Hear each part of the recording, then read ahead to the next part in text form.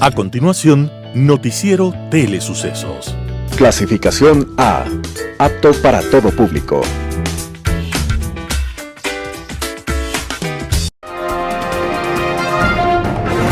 Aquí en Sucesos, un día como hoy. Ellos eran la pareja más dispareja. Ella, amante de la pintura y la música, cantante operática, fina, exquisita mujer. Y él, la encarnación del supermacho feroz, amante de la cacería y del boxeo, practicante de la lucha libre sin reglamentos, enemigo de los libros y de cualquier cosa que le sonara a cultura. Pero se casaron. Vaya, nadie a saber cómo y por qué. Aquellos dos seres tan distintos se casaron. Y de aquel matrimonio con varios hijos nació un varoncito, al que los dos se lo disputaban para educarlo a su manera. La madre quería que su hijo fuera pintor o intérprete de violín o bailarín clásico. Y el padre quería que se hiciera boxeador o jugador de fútbol americano. Al final, en medio del torbellino de pasiones que su educación y su futuro despertaba entre sus padres, el chico, que no era tan chico porque a los 15 años ya medía 1,85 m, el chico decidió hacerse periodista. Su madre guardó silencio. Su padre, apesadumbrado, dijo: Yo sabía que la enfermedad de los libros terminaría por matarte. Ese jovencito se llamaba Ernest Hemingway. Y su espíritu, ávido de emociones y aventuras, se sumergió en el mundo de las lecturas y decidió conocer todas las geografías. Quizás su más intensa novela es aquella que empieza de esta forma. Era un viejo que pescaba solo en un bote en el Gulf Stream y hacía 84 días que no cogía un pez. Esa obra pequeñita, dramática, inmortal, se llama El viejo y el mar y constituye un canto a la tenacidad del ser humano, al no dejarse derrotar, al seguir luchando hasta que ya no quedan más fuerzas. El viejo y el mar es un canto a la vida, al no dejarse amilanar, al descubrir que la recompensa está en el esfuerzo y no siempre en el resultado. El viejo y el mar es un canto a los grandes sueños, con todos sus dolores, pero con el orgullo de sabernos seres humanos capaces de luchar. El viejo y el mar, de Ernest Hemingway, estaba siendo premiada con el premio Pulitzer, un día como hoy, 4 de mayo de 1953. Aquí en Sucesos, un día como hoy.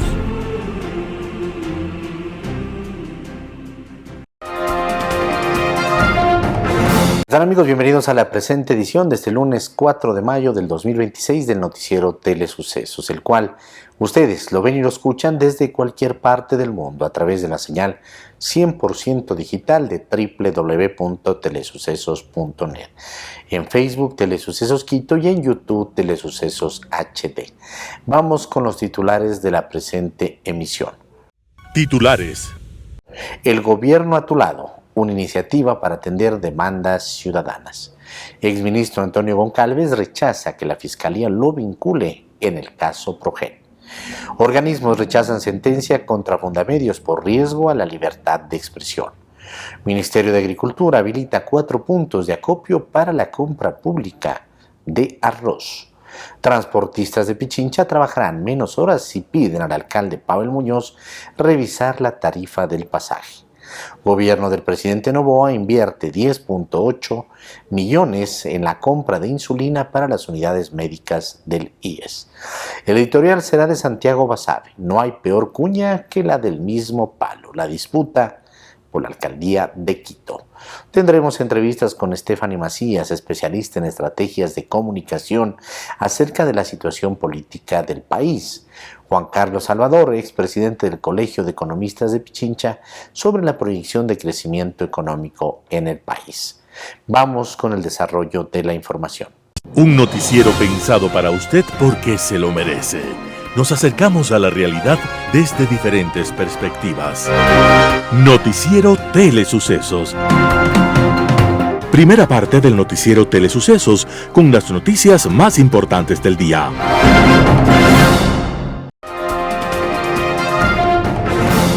El gobierno a tu lado, una iniciativa para atender demandas ciudadanas.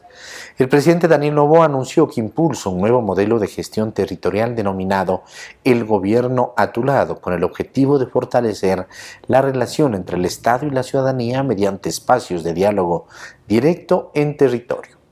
La iniciativa, liderada por la Secretaría General de la Administración Pública, Planificación y Gabinete, plantea un cambio en la forma de interacción entre el Ejecutivo y la población. A través de encuentros ciudadanos, autoridades del Ejecutivo se reúnen con líderes comunitarios y habitantes para escuchar sus necesidades, coordinar acciones institucionales y ofrecer respuestas inmediatas. En cada jornada los ciudadanos exponen sus requerimientos directamente a las autoridades, quienes establecen compromisos y una hoja de ruta para atenderlos. Según el gobierno, este mecanismo busca fomentar la toma de decisiones conjuntas y promover la participación activa de la población en la solución de problemáticas locales. Como parte del modelo, también se implementó un sistema de seguimiento a nivel local y nacional para monitorear el cumplimiento de los compromisos adquiridos con el fin de garantizar una gestión más eficiente. El Ejecutivo informó que el Gobierno a tu lado contará con una agenda territorial semanal en todas las provincias, consolidando así un esquema de atención directa y permanente. Con esta estrategia, el gobierno busca reforzar la cercanía con la ciudadanía y ofrecer soluciones inmediatas en territorio a partir del diálogo directo. Exministro Antonio Goncalves rechaza que la Fiscalía lo vincule en el caso Progen. El exministro de Energía y Minas, Antonio González, manifestó su rechazo absoluto ante el intento de la Fiscalía General de vincularlo al proceso por presunto peculado en el denominado caso Progen. Mediante un comunicado público difundido el 2 de mayo del 2026, el exfuncionario calificó la actuación judicial como una infamia contra su honra y trayectoria. La Fiscalía solicitó a la Corte Nacional de Justicia el pasado 29 de abril el señalamiento de fecha y hora para la formulación de cargos contra 21 personas. La investigación se centra en el presunto delito de peculado en la contratación de la empresa estadounidense Progen por parte de la Corporación Eléctrica del Ecuador. Dicho contrato contempla la instalación de generadores eléctricos en las estaciones Salitral en Guayas y Quevedo en Los Ríos. El incumplimiento de la contratación habría provocado un prejuicio económico al Estado de aproximadamente $110 millones. El exministro sostuvo que el expediente de la Fiscalía, con más de 25.000 páginas, tras 10 meses de investigación previa, carece de sustento fáctico o probatorio en su contra. Organismos rechazan sentencia contra Fundamedios por riesgo a la libertad de expresión. La sentencia de segunda instancia contra Fundamedios, emitida dentro de una acción de habeas data presentada en enero del 2026 por el empresario Pedro Julio Bejarano Alvarado, ha provocado el rechazo de redes y organismos internacionales de prensa que han calificado como un grave atentado contra la libertad de expresión en Ecuador. Estas organizaciones advierten que el fallo constituye un precedente peligroso para periodistas y entidades que documentan restricciones al ejercicio informativo. La Sociedad Interamericana de Prensa, el Comité para la Protección de Periodistas y la Red Voces del Sur cuestionan la decisión judicial. Según indicaron, la resolución que ordena eliminar una alerta institucional y ofrecer disculpas públicas lo consideran una forma de censura sobre contenidos de interés público. El fallo responde a una acción de habeas data presentada por el empresario Pedro Julio Bejarano Alvarado, quien solicitó retirar una publicación del 2025. Dicha alerta documenta procesos judiciales iniciados por él contra medios de comunicación con base en expedientes públicos y reportes previos. El caso tiene antecedentes desde noviembre del 2025, cuando el empresario solicitó la eliminación directa del contenido, lo cual fue negado por la organización. Posteriormente, en enero del 2026, se presentó la acción judicial que derivó en el fallo que ahora es cuestionado por organismos internacionales. Para los organismos firmantes, la sentencia transforma el habeas data en un mecanismo para eliminar información de interés público y perseguir a quienes documentan litigios contra la prensa. En ese sentido, alertan que este tipo de decisiones envía un mensaje intimidatorio. Informar podría convertirse en motivo de persecución judicial. Ministerio de Agricultura habilita 4 puntos de acopio para la compra pública de arroz. El Ministerio de Agricultura, Ganadería y Pesca habilitará desde este lunes 4 de mayo 4 centros de recepción de arroz en cáscara en la provincia de Guayas y Los Ríos, como parte del proceso de compra pública directa impulsada por el Gobierno Nacional para beneficiar a pequeños y medianos productores. La medida forma parte del cronograma dispuesto por el ministro de Agricultura, Ganadería y Pesca, Juan Carlos Vega, quien resolvió anticipar el inicio del proceso para responder a la coyuntura del sector arrocero. Esta fase operativa se activa luego del despliegue de brigadas técnicas en zonas productivas de Los Ríos y Guayas, donde se verificó cosechas. Hasta la fecha, más de 7.000 productores se han registrado para acceder a este mecanismo de comercialización directa. Este proceso se ejecuta en el marco del Decreto Ejecutivo 307 y garantiza el pago del precio mínimo de sustentación fijada por el gobierno, $74 por saca de 5 libras de arroz de grano corto y $36 para arroz de grano largo. Transportistas de Pichincha trabajarán menos horas y piden al alcalde Pavel Muñoz revisar la tarifa del pasaje. Los transportistas de Pichincha anunciaron una racionalización progresiva del servicio de transporte público en Quito. Esta medida comenzará el martes 5 de mayo del 2026 y reducirá la jornada de operación de las unidades entre las 8 y las 19 horas. El gremio tomó esta decisión durante una asamblea general argumentando que el sistema atraviesa una crisis financiera que ya no permite mantener el horario habitual. Jorge Llanes, dirigente de los transportistas, explicó que las operadoras reducirán frecuencias y optimizarán recursos para sostener el servicio. Normalmente el sistema funciona entre las 5 horas y las 22 horas, pero ahora las unidades dejarán de circular antes debido al toque de queda y a los problemas económicos que enfrentan las cooperativas. Además, Llanes aseguró que esta racionalización busca presionar al municipio de Quito para alcanzar acuerdos sobre un posible incremento en la tarifa del pasaje o mecanismos de compensación. El anuncio afectará al transporte intracantonal del Distrito Metropolitano de Quito, incluyendo buses urbanos y operadoras que cubren rutas dentro de la ciudad y sectores periféricos. Los dirigentes del gremio advirtieron que cerca de 1.8 millones de usuarios podrían verse perjudicados por la reducción de horarios y frecuencias. Llanes insistió en que el alcalde Pavel Muñoz debe analizar alternativas para sostener al sector. Entre las opciones mencionó un posible aumento en el precio de los pasajes o la entrega de subvenciones similares a las que recibe el Metro de Quito, el Trole y la Ecovía. La decisión del gremio llega pocos días después de que terminaran las compensaciones económicas que el gobierno entregó a los transportistas urbanos tras la eliminación del subsidio al diésel. Gobierno del presidente Noboa invierte 10.8 millones en la compra de insulina para las unidades médicas del IES.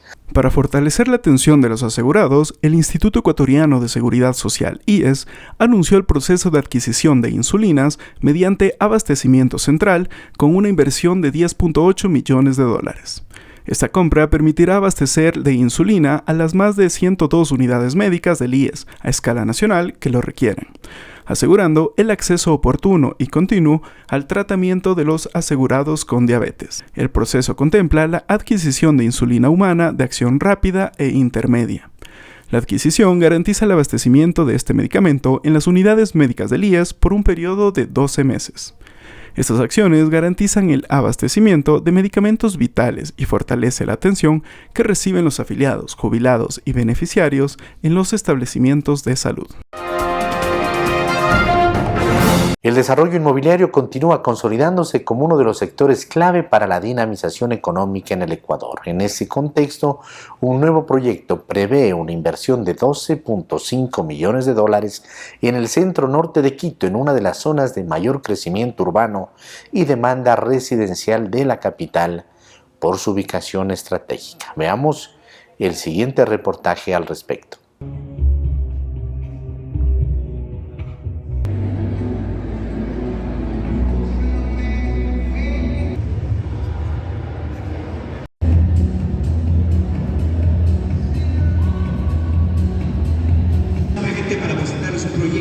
Sino para abrir una nueva forma de entender definitivamente la inversión, el desarrollo y la manera en la que se construye valor en esta maravillosa ciudad de Quito. Así es, Carlos, porque cuando hablamos de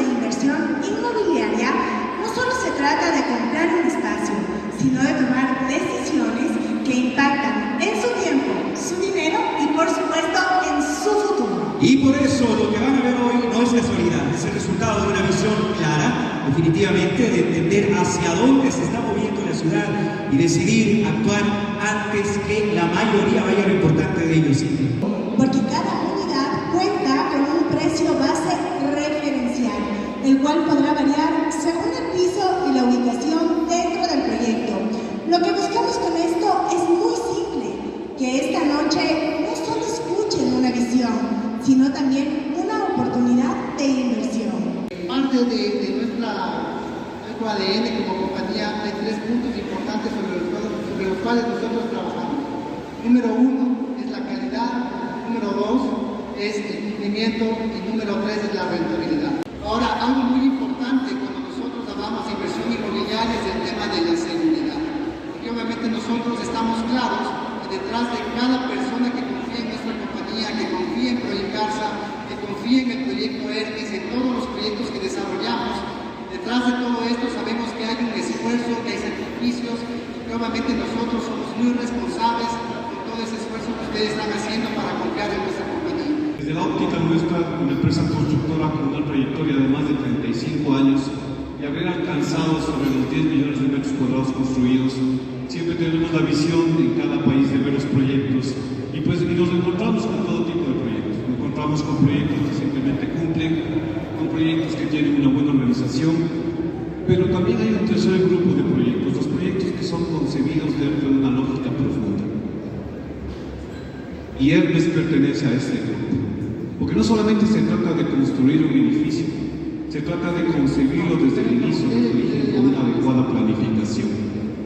Lo que ustedes están viendo esta noche en sus folletos solamente es una versión detallada de lo que se está presentando y tiene detrás un gran complemento de planificación de procesos constructivos, de sistemas constructivos que van acorde con la excelencia que es lo que se está ofreciendo aquí. Nosotros en este proyecto nos sentimos muy agradecidos de ser parte por la confianza que tenemos y por la alianza que hemos creado con la empresa de vida.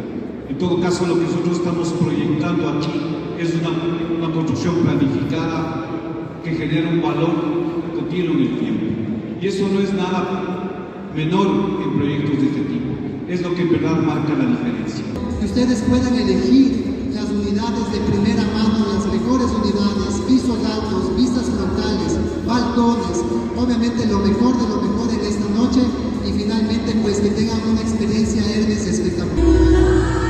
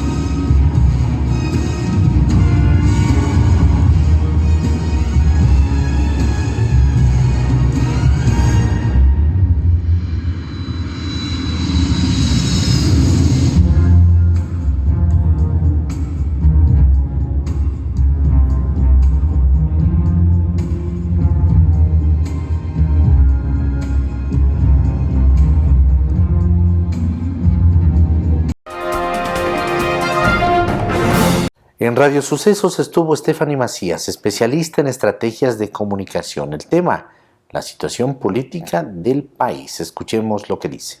Podemos ver un desgaste natural de un gobierno que lleva año y medio, casi dos.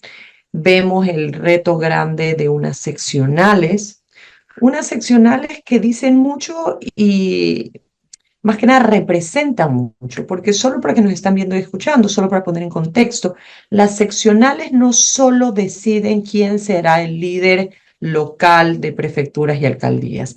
Las seccionales son la antesala de las presidenciales, porque recordemos que cuando tienes los líderes seccionales que están a favor de un candidato específico, el engranaje electoral para la eventual candidatura presidencial es mucho más fácil. Y también es cierto que las seccionales, el que gane las seccionales también es pieza clave en el engranaje político nacional. Y les cuento por qué. Recordemos que en las marchas en el gobierno del presidente Moreno, especialmente en Quito, mucho de lo que sucedió, más allá de los hechos, lo que es tema de logística, acompañamiento, alimentación, apoyo, se daba de gobiernos seccionales. Entonces, no solo estamos hablando del engranaje para ayudar el inicio de la pre-campaña presidencial. Quien gane las seccionales también puede ser pieza clave de si lo que en política se habla se calienta en las calles. Si un líder seccional está dispuesto a apoyar las marchas en las eventuales protestas, si es que se dieran, el líder seccional puede exacerbarlas, dando logística, dando tema de comida, dando tema de financiamiento. Entonces, las seccionales no solo es la representación y quien liderará la provincia o la ciudad, también es una pieza estratégica en el mapa nacional. Claro que sí.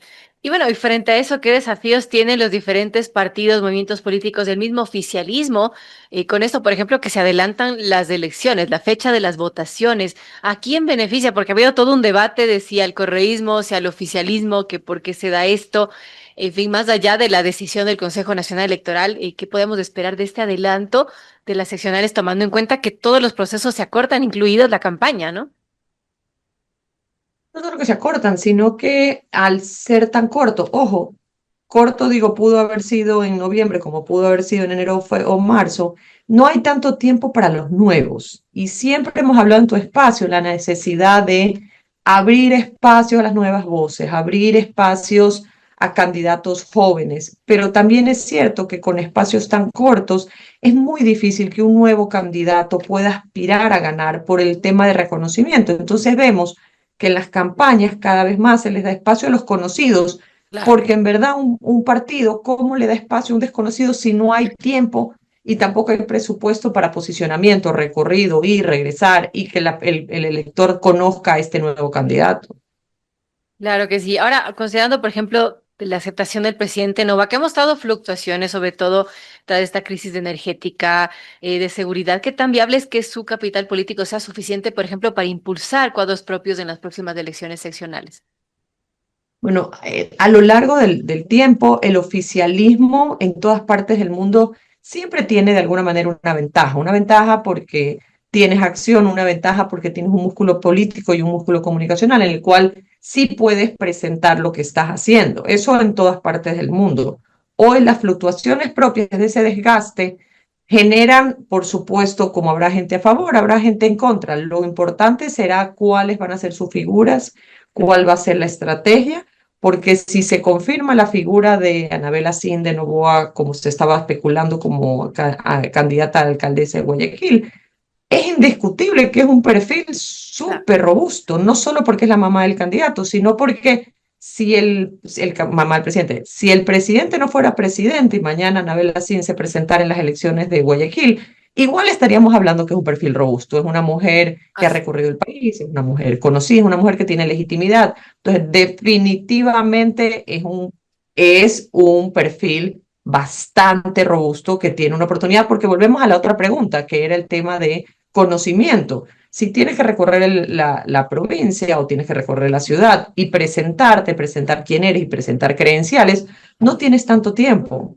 Pero Anabela Sin ya es conocida por la gente. Entonces creo que ese es un valor diferencial, especialmente en esta candidatura. Juan Carlos Salvador estuvo en Radio Sucesos. Él es expresidente del Colegio de Economistas de Pichincha. Hace una proyección del crecimiento económico del país. Vamos con la nota. Quisiera comenzar manifestando que la economía del Ecuador este año tiene una previsión de crecimiento del 2.5%, con cifras hasta abril, ¿cierto? Hasta estos próximos meses se espera que el impacto del tema arancelario sobre el comercio, ¿no es cierto?, formal e informal, tenga una repercusión.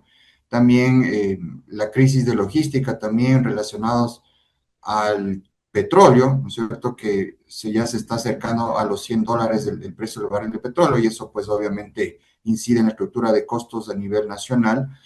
Y en este panorama tenemos el impulso del rebote económico del año pasado, que se creció en 3.7%. Y en este sentido, estimada Verónica, me permito manifestar que la minería es un motor de crecimiento para los próximos años. Es importante aquí recalcar lo que no basta con solo firmar convenios, acuerdos, sino justamente dar la facilidad para que el sector privado pueda invertir en la explotación de estos recursos naturales. Otro sector que es muy importante y no menor es la construcción y el comercio, también la manufactura. ¿Por qué? Porque tienen una relación directa con el PIB, es decir, son los indicadores adelantados del PIB. Si el comercio crece, se espera que en los próximos meses también crezca la producción, entonces es el pulso de la economía. Y si incrementamos aquí también el análisis de la agricultura, pues entendemos que son sectores que tienen encadenamientos productivos y de hecho, según las cifras del INEX, son los sectores que más empleo directo generan. Entonces, me parece que de cara a los siguientes años, ya el presidente Daniel Noboa ha manifestado que este es el año de la construcción, esperemos que se pueda materializar y que el siguiente año también sea no solo un sector específico, sino que se potencie la minería, la construcción, el comercio, la manufactura y la agricultura.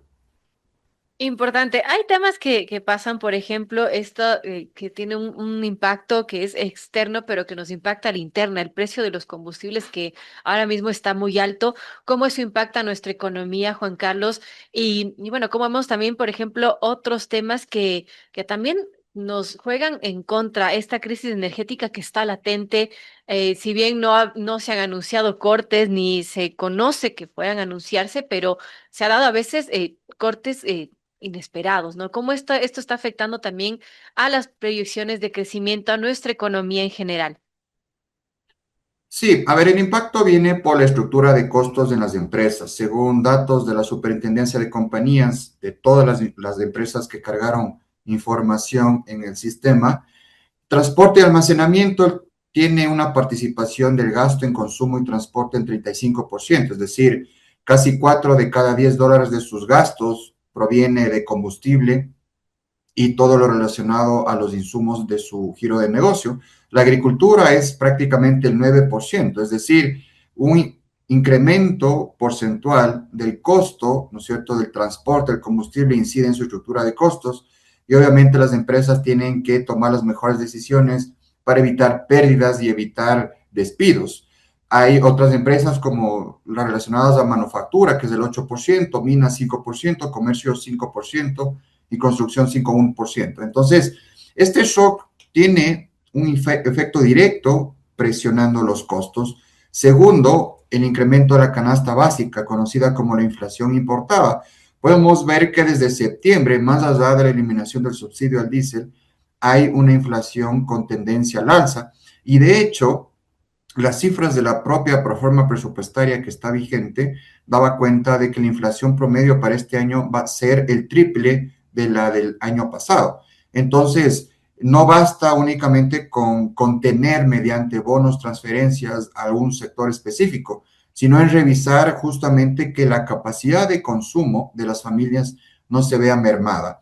Y obviamente eso pasa por contener la inflación, por lo menos especulativa. Me parece que en ese sentido se hizo un gran trabajo con el Ministerio de Gobierno a través de los mercados mayoristas, evitando la especulación. Sin embargo, hay un problema en la economía del Ecuador, que es la especulación.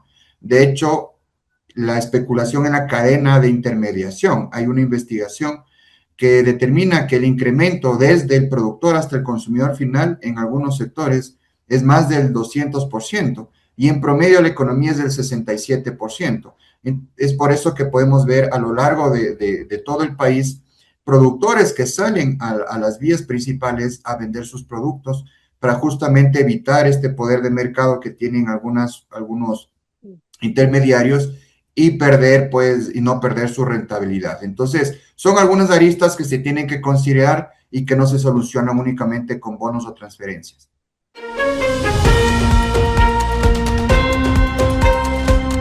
No hay peor cuña que la del mismo palo, la disputa por la alcaldía de Quito. Artículo de Santiago Basabe publicado en el portal Primicias. Los tres candidatos para disputar, la alcaldía de Quito vienen del mismo palo y, por tanto, se conocen en las buenas y en las malas. Los tres cantaron la patria tierra sagrada, se sumergieron en el discurso altivo y soberano y a voz en cuello despotricaron contra la prensa mediocre y corrupta y la partidocracia. Que con el tiempo se hayan distanciado, al menos aparentemente, es otra cosa. En el fondo, el llamado Verde Flex de inicios del siglo XXI los cobijó.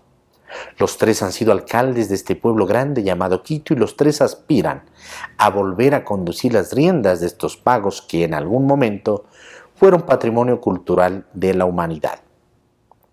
Hasta hace unos días la disputa estaba entre Yunda y Muñoz.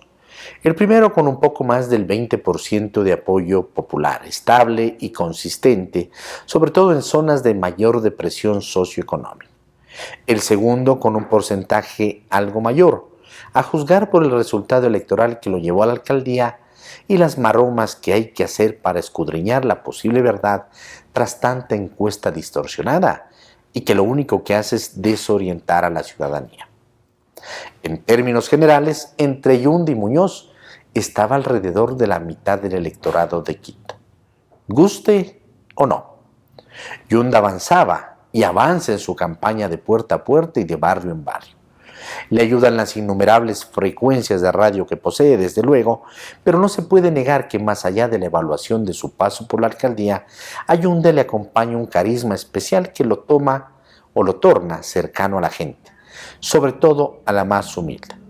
Si a eso se suma el ecua, la cantada y la bailada, poco queda para decir, sino que el exalcalde es un candidato con opciones reales de volver a ganar. Tiene un techo de crecimiento y será difícil que pase de ese 20%, pero ese porcentaje puede ser suficiente en un proceso electoral en el que se vaticina que el número de candidaturas llegará a la docena y la dispersión del voto entre el grueso de aspirantes será la tónica. A pesar de lo dicho, a Yunda le preocupaba hasta la semana pasada la mayor votación, no con un margen amplio, pero mayor al fin de Muñoz. Ser alcalde en título le genera costos a Muñoz, pero también los beneficios de promocionarse desde el cargo. Eso hacía pensar que la definición de la alcaldía iba a estar marcada por un voto a voto entre los dos contendientes. Si en la elección pasada Muñoz ganó con apenas 60,000 votos de diferencia a Yunda, en esta ocasión la disputa podía ser más cerrada. Hasta ahí, nada de novedoso se presentaba en el escenario electoral de la simbólica capital del país. Pero el surgimiento de Barrera y su candidatura por el Partido Socialista patea, sin duda, el tablero electoral. Aunque es una patadita, en ocasiones los golpes leves pueden ser letales. Ese es el caso de Barrera. Aunque tiene muy poco o ninguna opción electoral, sin embargo, la votación que pueda capturar reducirá en alguna medida la de Yunda, pero sobre todo la de Muñoz. No es necesario que sean muchos votos los que le quite Barrera a Muñoz. Basta que sean los necesarios para que la corta distancia entre Yunda y el actual alcalde se elimine y el famoso loro Homero se haga nuevamente con el cargo municipal. En simple, a quien más beneficia la candidatura de Barrera es sin lugar a mayor duda a Yunda. Chimbador, dicen en el argot popular. El palazo que ha recibido Muñoz de su antiguo o actual yunta, compañerito o camarada, dependiendo de la intensidad de socialismo que les quede, puede ser letal. Nadie podía haber imaginado hasta hace poco que quien ponga en duda la reelección del alcalde sea alguien de su propia línea ideológica y no el propio Yunda. No hay peor cuña que la del mismo palo, dice el refrán. Desde luego, hay una lectura adicional. No se puede descartar que esa candidatura, la del exalcalde Barrera, responda a un ejercicio de previsión de la posible no inscripción de Muñoz como candidato. Ronda en Quito hace varias semanas el rumor de que uno de esos allanamientos forjados o una de esas prisiones preventivas a la carta vuelan cerca de la cabeza de Muñoz y con ello su imposibilidad de terciar en noviembre. Si ya pasó en Guayaquil, ¿por qué no en Quito?, dicen las malas lenguas. Si esto es así, la candidatura de Barrera se puede entender desde otra perspectiva. Solo el tiempo lo dirá. Hay un 50% de votos en disputa, es cierto, pero para que de esa mitad de electores surja alguien que ponga en duda efectivamente la alcaldía Yunda Muñoz, se requiere que sea una persona de consenso y que articule un discurso de renovación profunda. Ambas condiciones son poco realizables y lo que habrá, como ya pasó hace 4 años, es un grupo de gente interesada en salir del anonimato. Por eso, la candidatura de Barrera es clave, no porque tenga opción de ganar, sino porque puede ser el ingrediente definitivo para el retorno de Yunda a la alcaldía. Artículo de Santiago Basabe publicado en el portal Primicias.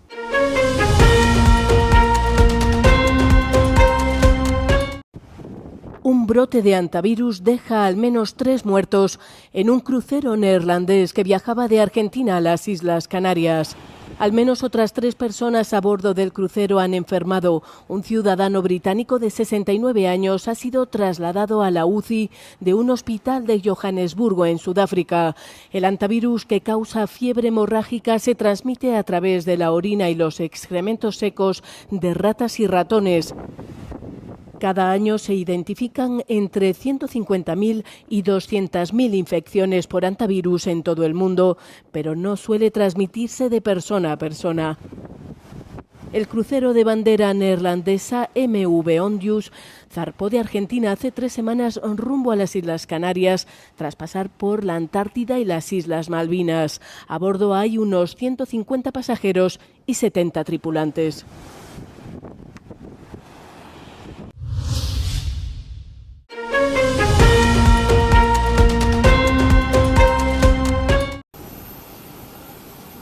Varios líderes mundiales han comenzado a llegar ya a Ereván, la capital de Armenia, para la 8ª reunión de la Comunidad Política Europea, bajo el lema Construyendo el futuro, unidad y estabilidad en Europa.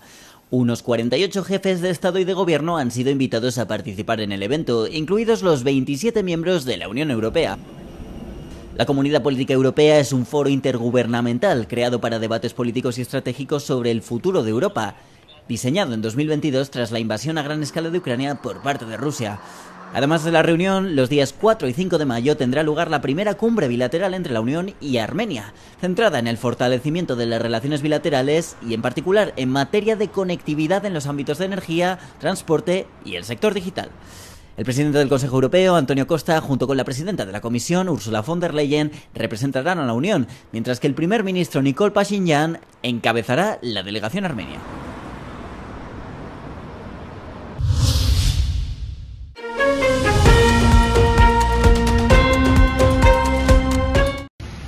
Rusia ha lanzado un ataque a gran escala contra Ucrania, causando la muerte de al menos 10 personas y dejando a más de 70 heridos en todo el país en tan solo 24 horas.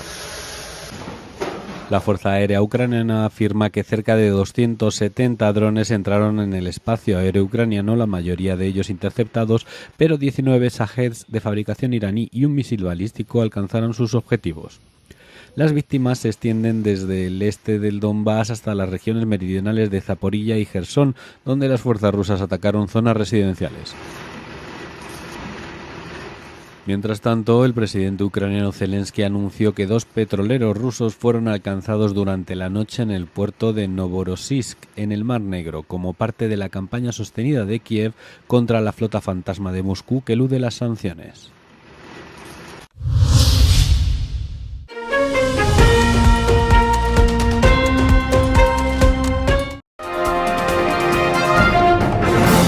Gracias amigos por acompañarnos en la presente edición de Noticiero Telesucesos. Nos vemos en una próxima ocasión. Que pasen bien. El Noticiero Telesucesos es retransmitido de lunes a viernes a las 7 horas por Radio Planeta Sur 106.1 FM de la ciudad de Loja. Noticiero Telesucesos. Las opiniones vertidas en este espacio por la producción y dirección del programa son de exclusiva responsabilidad de sus autores y de quienes intervienen en ellos.